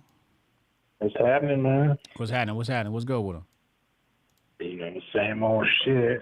Yes, sir. How was your weekend? Pretty live. Pretty live at the events and shit. Nice amount of adoptions. Okay. Dope. Good to hear. Good to hear. Business as usual. Not to mention the fact that I finally been revealed as a prophet. Oh, I know what you about to say. Go ahead. Tell him. I ain't no fucking prophet, but yeah. I've been saying for months about that motherfucking press secretary gig going to Loomer. Yup. I'm about to bring that up on the screen right now. That bitch is going ham right now over that shit. Like, come on, man. You acting surprised, and she acting so surprised and going so overboard with the shit that I know that shit's been in talks probably since motherfucking at least May. Hotep Goldstein Ben told you. I think you said it on the show once too. I did. People were in the chat talking about, yeah, that's a little bit too much. That's too far. Come on now. Y'all better give it up to the Goldstein. Y'all was wrong. Y'all really gonna flip y'all lids when he named DeSantis Secretary of Defense and when he names Vivek his Chief of Staff. Oh, man. Oh, this a real Hotep brother. Damn. Definitely possible. But, look, Candace Owens, bro. So, yes, she is on point with this shit. However, she was making inroads into her own gig. Yes. And therefore she was making outroads from the Daily Wire. And now I'm pretty sure she's Ben's favorite. Yep. Just the content he want. That's the content he paying her for. It looked for a minute there that she was trying to pull a Kanye and get up out of her contract. Yeah. Because, I mean, that's Candace Owens. Name recognition, she's about as big, if not bigger, than Ben Shapiro. Let's just keep it real. I think she's not big enough to not disappear though. Like I think she could become irrelevant really fast. She could, but like without the backing of a entity, I don't know if she can maintain relevance. You don't think she could start her own Daily Wire? No. Nah. No. She will not be as big. She needs Fox. Right. She needs Daily Wire. She needs those things. I couldn't see her doing this on her own. Yeah. Well, yeah, maybe. Nobody cares. Nobody fucking listens to black people. Who the fuck listens to black people? Nobody. Unless they bootlicking.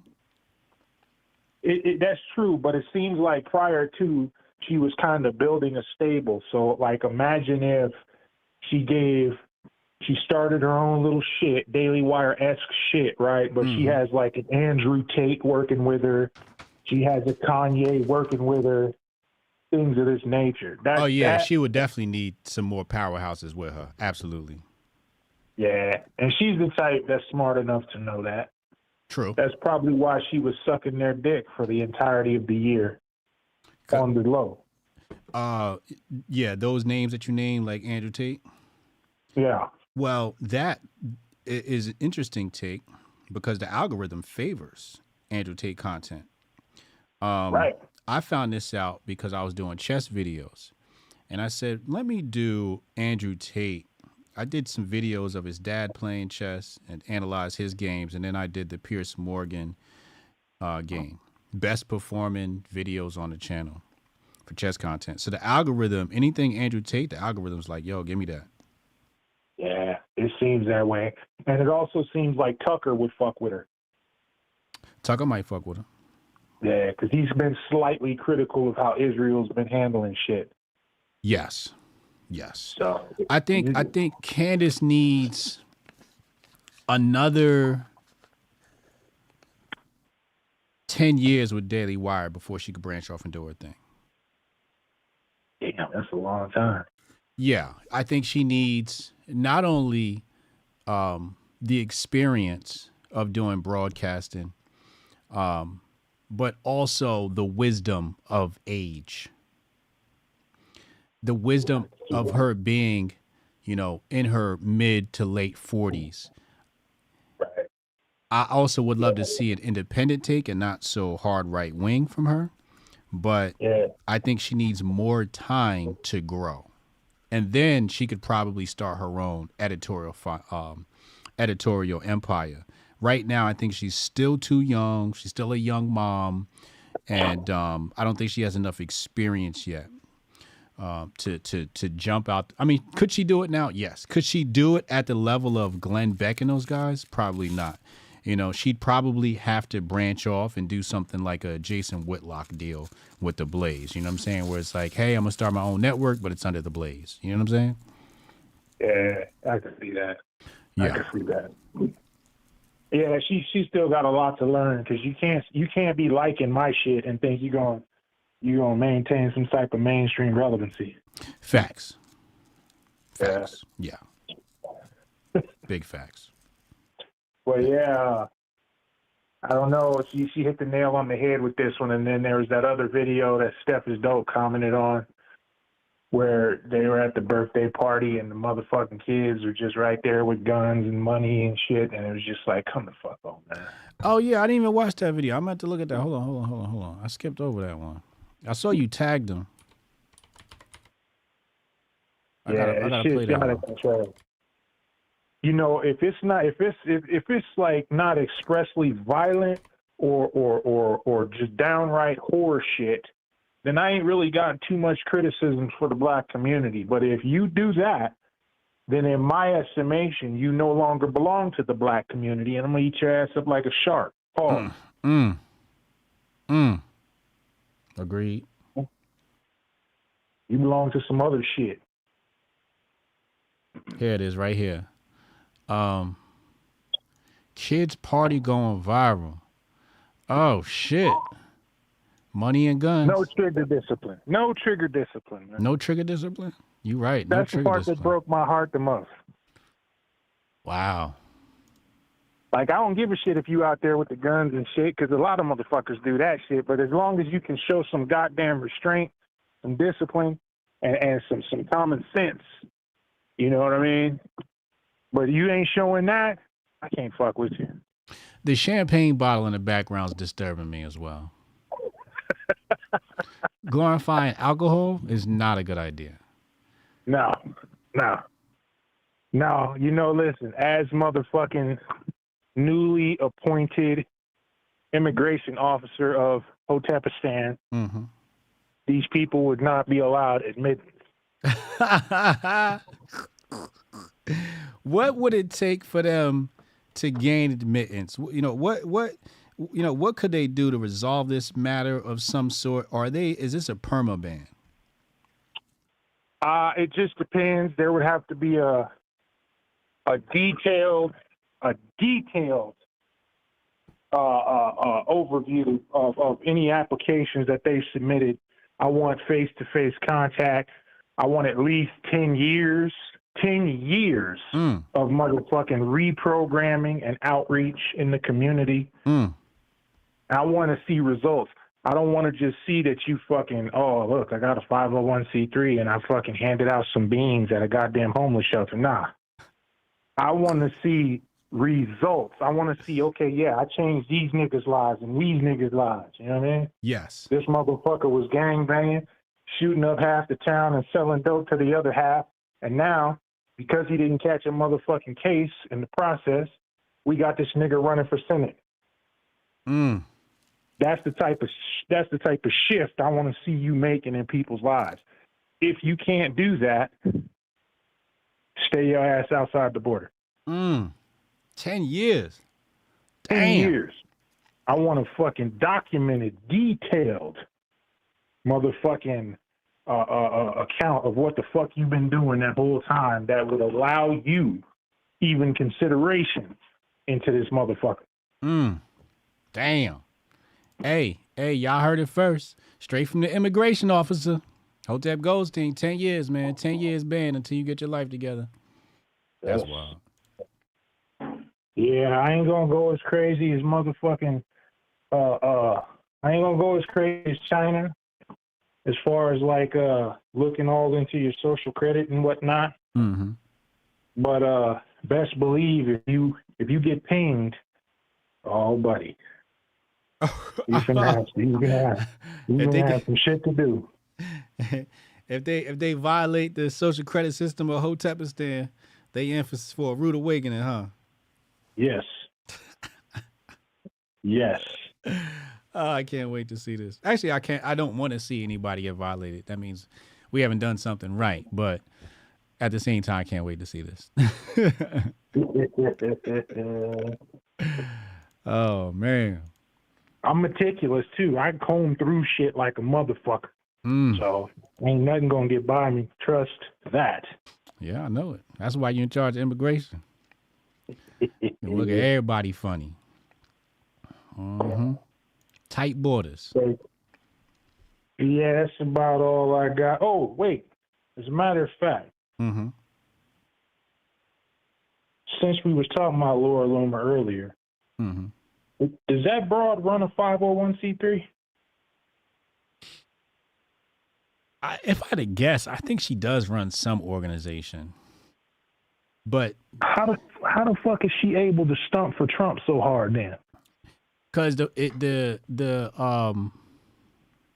like Hotep Nation's a 501c, right? So I can talk about politics. I just can't advocate for a candidate. I can't advocate for a candidate under the name of Hotep Nation. Or we can't do any Hotep Nation events for politicians. Now, that's 501c3. I think 501c4, you can do some politicking, but not a lot of it. I think it's supposed to be like a 50-50 split, however they measure that. I'm not sure. But there are some nonprofit organizations where you can be involved in politics. That shit crazy. Like, this bitch hella active and trying to actually get this nigga elected. Like, yeah. As far as going to, you know, trying to get his case fucking recused and some more shit. And you got a 501c3? How is this possible? You ain't in violation, bitch? I don't know. But I don't know. I just learned that shit this year from you. So maybe there's just more that I'm not looking at or don't know. But it does seem kind of off. Yeah.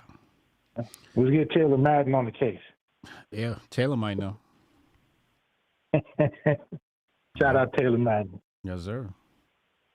All right, man. I'm going to let you get back to it, though. All right, man. Hotep and Bill. Hotep and Bill. Let's get Strong Dad on the line next. We got to run through these calls quick because going live with Wendy Yo at 4 p.m. on Twitter Spaces. I did confirm this time. Learn my lesson. I still don't know what we're going to talk about today now.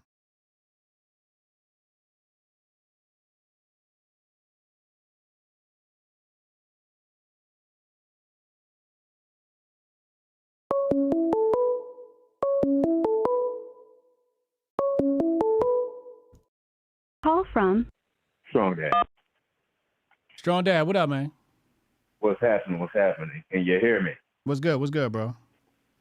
Cool. First of all, I do not take my position lightly as the physical fitness officer for Hotep-istan. Mm-hmm. I do not care how fit you are. You will have to maintain your fitness. Men will have to be able to deadlift. At the very least, 225. Come on now. Now, anything greater than that, if you're super strong, that's awesome. You know what I mean? I'm glad you are. You're still going to be tested. And sometimes we will have to recruit, people like Ken and Hotep to test, men on the heftier side who can lift more weight. Mm-hmm. So I just wanted to make sure that that's known. Oh, Ken is gonna look like a WWE wrestler by the time we done with him, or I should say by the time you done with him. Mm-hmm. Ken ain't gonna look like The Rock. He gonna look like The Rock. He gonna look like The Rock. He gonna look like what he looked like when he was in high school. Yeah, he was out there playing football. You ever seen Candace high school pictures? Yeah, I've seen some of his older powerlifting pictures. He sent me some old powerlifting. Yeah, when he was in high school, that boy was slim, but he was blocky as shit. He looked like he was in great shape. Yeah, man. Everybody got to look like a Spartan out there. But listen. Mm-hmm. I was doing some work, so I don't know if anybody talked about this at all. Wait, speak up. You cut out. What'd you say? Oh, okay. I was doing some work, so I didn't hear if Goldstein touched on this at all. The homeless people. Yeah. The unhoused. So, so the terminology that they use on the street is the unhoused. That's what they call them. Mm-hmm. And they call them that because they believe everyone has a home, and that's why they're unhoused. They're not homeless. I understand that terminology. Out of respect, I call them that if that's what they want. Most of them kind of don't care. Yeah. But I wanted to talk about how they disappeared because that was something that's one of the things we were fighting against out here in Colorado was the homeless sweeps that they do. Because when they move homeless people, when they empty out an area, there's a process that actually perpetuates more homelessness through it being taken. So through that action being taken. And it's pretty much, they show up. They show up like shock troopers, just randomly. And they typically show up when most of the homeless people are at some sort of job or food kitchen, when they're out. And they put a gate around everything. And then when these people come back, they deny them access. And then they, most of the time they throw this in the trash. If you are there, a homeless person, when it happens, then they will move you and all of your stuff. They'll put your stuff in either a truck that they say is going to a new location, or they'll just throw it away and they'll go on a bus. They'll take you to the outskirts of the city and they will drop you off there. Sometimes they'll take you, obviously if they don't have any criminal cases or anything like that, then you'll move with everyone. Sometimes they'll turn you over to the police if you might have any cases, because the police are always there on the ground. But if you're, free and clear, they'll move you, they'll bus you to an area and just drop you off with absolutely nothing. And a lot of these people, they don't want to be there. There's a big contingency of them who like to just be unhoused. They, out here in Colorado, they call themselves gutter punks. They choose to be homeless. But then you have, obviously the veterans and the families, and fortunate families get caught up in the mix. There are bad financial decisions, X, Y, and Z. And these people, they don't want to be out there. And so they go and they have all of their stuff in this little tent. And then out of nowhere, it's gone. And they have to get, the resources to get it back. And so, when we were out there, forming organizations, what got us on the map was we had created a big giant zone where they could come and get all of their services redone, financial services, mental health, all this. And the state said we could stay there. And then the cops showed up, even though they said we could stay there, fucked us all up, yada, yada. But that's what we're doing. That's what a lot of people out here were trying to get done. Even in some of those states where, a lot of liberal shit gets really hot and it's more about Antifa and all that, there was still a lot of small groups because we all kept in communication with each other. And there was a lot of small groups in all these other states that were trying to just save the homeless people and just get them in a position where they could be, they want to be back in the fucking system. They want to work and pay taxes. And a lot of them pay taxes. And then until they get swept, and then they can't do anything, and then now they're back on the street, and then now their life is in everyone else's hands. It's insane, but that's how that happens. So I wouldn't doubt if they just dumped all those people, on the outskirts under some big ass bridge and left them there, and said, look, we cleaned up this area. No, that's good info. That's good info. But yeah. I think it's fucked up what they do, displacing those people. In the story of Tanzania, how they displace those people, especially the veterans, right, and the families. Like you said, those punks that just want to be homeless, fuck them, right? But actually, I can't even say fuck them because sometimes I think they're the wisest ones in the country because why would you participate in a corrupt system, right? Right. But yeah, so. It's just fucked up what they do, displace families, not veterans, and for them to just sweep those people up, send them to the outskirts of the city with no resolution, considering the fact that it's based upon these horrendous socialist policies, it's just terrible.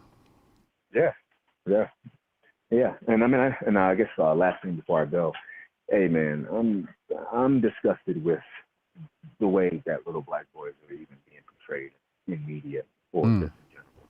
Yeah, destroying our likeness. It breaks my heart. I said something about I tweeted something about it because to me, when people talk about fatherlessness in the black community, I'm like, yeah, maybe that was a big problem. That's not no more. Dads are around. I just believe fatherlessness is the fact that these men still don't raise their sons correctly. They're just not there. They're not really fathers. They're there, but they're absent in all of the ways. Yeah. So I don't know. If you don't have a father, you don't know what a father is like. So, Hey. So it's the blind leading the young. Yeah. I agree. But that's all I got, man. All right, yo, appreciate you, man. Hotep and Bill. Bill, man. Later.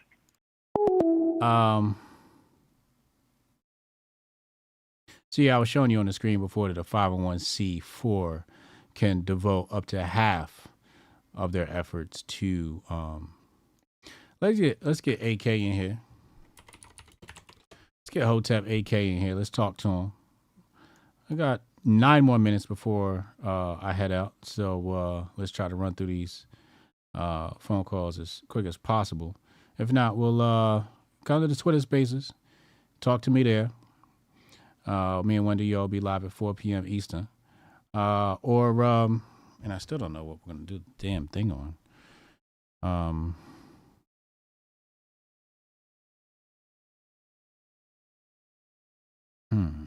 What should we do the Twitter Spaces on?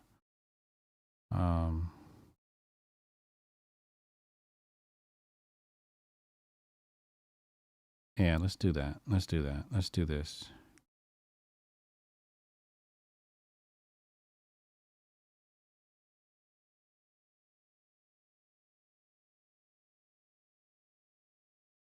Let's do that. AK call in. Waiting for AK to call in. Who is this?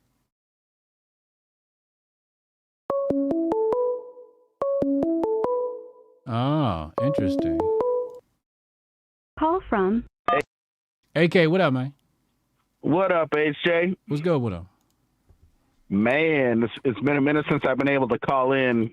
I kind of switched with. I'm still doing the same thing that I did before. I'm a courier, independent contractor. I just switched with a new company, so you got to like learn their ways, their processes. But I always watch back the shows.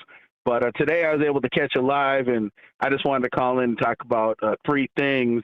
Number one, I saw your list of who the officials are for hotep-istan. I think it's a great list. Thank you. But I didn't know that Goldstein, that's one big ass nigga, man. I like. Yeah, he's like 6'10". He's a monster. So it's perfect. It's perfect that he's going to be, handling up immigration. But I wanted to kind of just throw something out there. He's Royce White's stunt double. Exactly. For real, though, Doc. For real, man. For real. But here's one thing I just wanted to throw a tip out. And he probably already knows about this because he's a smart man. I went to Israel, right? And when I went to Israel, in order to get from the airport into the country, I had to go through 2 hours of interrogation.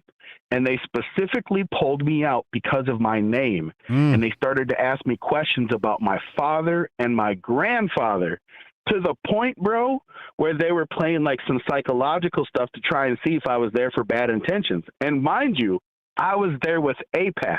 Okay. I went there with AIPAC, and they still put me aside for 2 hours. And there was a point where they take little breaks, and I had to do 3 different kind of like interview sessions where I was thinking like, yo, was my grandpa a terrorist? Like, for real, bro. You start questioning your own family. They were asking me crazy questions, asking me about my religion, and then like even asking me quizzes about Christianity because I'm a Christian, right? So they're asking me questions about Christianity to see if you're really a Christian. Go see. Yeah, man. So go see. He needs to take. Play out the book because I'll be honest, man. With that picture that you showed of like that tweet from Sal the Agorist, like that's how it was when I was walking around, and I like commented like, you'll see a family, and like mom and dad both got the M4 strapped to their back. So it's like that's how they going out and around and all that different stuff, which is kind of a second kind of koofy take of how the Palestinians and Hamas fighters, when they went into these kibbutzes, like why was no one there strapped? Like because when I was in Tel Aviv, when I was in Jerusalem, like half of everyone was strapped straight up, man. But maybe those that are on the outskirts, maybe they, because they're more like whatever, they want to be more helpful to the Palestinian people. Maybe they just don't arm up, which just kind of sounds weird. But yeah, that's weird. Super weird. So I just want to throw that out. Number 2. Man, so when Candy was talking about that the boy can't read, I saw a second video where like someone hands the boy like something that's written on a paper, and he looks at it and he's like, "Nigga, I'm 9, I can't read this." So he really can't read. Yeah. I mean, maybe he reads like a 9-year-old, like know what I'm saying, like. I mean, unless your parents really are putting something into you when it comes to educating you, 9-year-olds can't read that much anyway. You know what I'm saying? Yeah, that's true. That's sad though. It is sad. It is sad because, like, as a you child know, should right, be with reading music, at like 5. Right. Especially, listen, if you can rap, right, and you are actually working on the craft of being able to rhyme and understand the words, like some of the smartest dudes I know are really great lyricists because, like, they study words. Yeah. So how will you have a kid that can flow, but he can't understand words? That's weird, right? Yeah, because it's all a part of the umbrella of language arts. So reading would be essential to increase your vocabulary. Absolutely. Right. So that's what's even sadder about it is that, like, I don't know, man. I don't know anything about the kid's story. I really wasn't that interested in looking into it just because I saw people using it just to attack black people. And I'm never interested in that conversation. As soon as I see that road, I'm like, I don't even care about the story no more. Yeah, I'm out. Right. It's too crazy, man. It's too crazy. And then here's the third thing. I don't know if you saw the video that people started sharing, saying like, "Oh, look at this white boy gets jumped by 15 black people," and it's that type of shit that, you know, we've had a little bit of a reprieve because of Israel-Palestine, but that just kind of kicked all the red whites that want to just go out and be like, "Oh, look, you know, black man bad, black teen bad," and it just, oh man, it made me realize that the break is over. Oh man, it's back. Niggas are back on the menu, man. Black man bad. Here's a bunch of black men doing bad things. And then, you know, I will say this though, that Tim Pool, you know, shout out to Tim Pool, he broke down the video. It was like, what are y'all talking about? I see like 2 white people in this video, and it looks like, you know, the young man, you know, he shouldn't be dead. But, you know, based on the video, he threw a first punch, and there was only like 5 people in it. But, you know, at least there's some people out there like Tim Pool that actually care about the facts and don't just push the black man bad narrative. But yeah, man, I just want to throw that out there, that it's the reprieve is over, bro. Damn. You know, damn, I need something else to happen so they can distract us, man. You're telling me, man. Just leave us the fuck alone. Let us do our thing. You know, we're gonna come together, unity. But just, you know, stop with this black man bad shit. It's ridiculous. Absolutely. All right, man. Well, that's all I have for you. Hotep and Build. Chill it with Wendy, yo. I'll be listening. All right, salute. I'm gonna cut the phone line so I can get to the super chats. We got some rumblers over here. Mike has bad news. Says, my bad if you've already covered it earlier, but have you seen the Biden administration's attempt to take over the internet is going to be voted on by the FCC on Wednesday? I'm going to put it on my calendar to make sure I remember.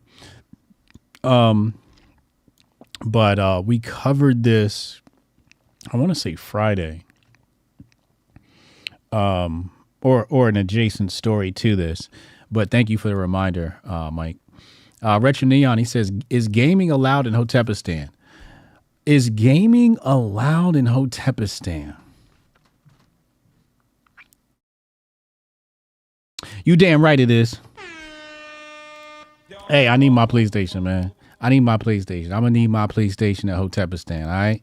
That's the one thing we're going to need. We're going to be having gaming tournaments, okay?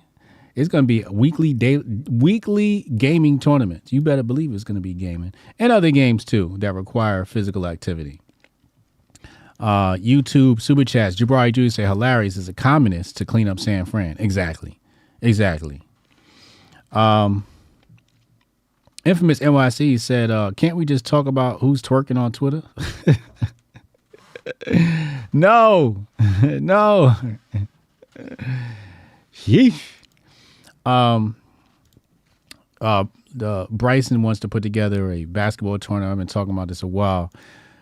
Can Goldstein play ball? He's 6'10". Can he play ball? Because I'm putting my Hotep squad together for the right wing basketball tournament. I'm gonna get myself together. I want to play point. I want to come off the bench and play point guard. If I get my fitness into top shape, I'll start. But I'm nasty at basketball. I'm really good at basketball. Well, I'm just a natural athlete anyway. So, yeah, I have to get back to running 2 miles a day. Before that, if I can get the running right and then get my jump shot back and then get my left hand back, we're going to be in good shape. We're definitely not losing. I just got to work on my left hand and my shooting. I haven't shot a jumper in I don't know how long with the basketball. So, yeah. Anyway, I'm going to get prepared for our Twitter Spaces with Wendy O. We're going to Twitter Spaces with Wendy O, 4 p.m. Eastern Time today. We're going to talk about Russia's de-dollarization and much, much more. Big brain talk, and then we're going to let people up to the stage in about an hour in. And we're going to have a really, really good time. So I'll see y'all there, or I'll see you tonight. We go live. Patreon.com/Hotep's Been Told You. Uncle Hotep's going to give his recap with me of Jamaica. And then we're going to talk about some other things as well. So it's patreon.com/Hotep's Been Told You. For those of you that want a double dose of Hotep's Been Told You, we got a Monday night show behind the paywall. Patreon.com/Hotep's Been Told You. Make sure y'all join us over there. Otherwise, I'll see you tomorrow, 2 p.m., man. Hotep and Bill. Yeah, I can try to get that handled for you. Again, it's only my second day, so if you can give me a second. How am I supposed to do this? How the hell are we supposed to do this by 5 o'clock? I have no clue. Is that possible? Hey, do you have the password to... How'd you finish all your work already? He's not tapped in.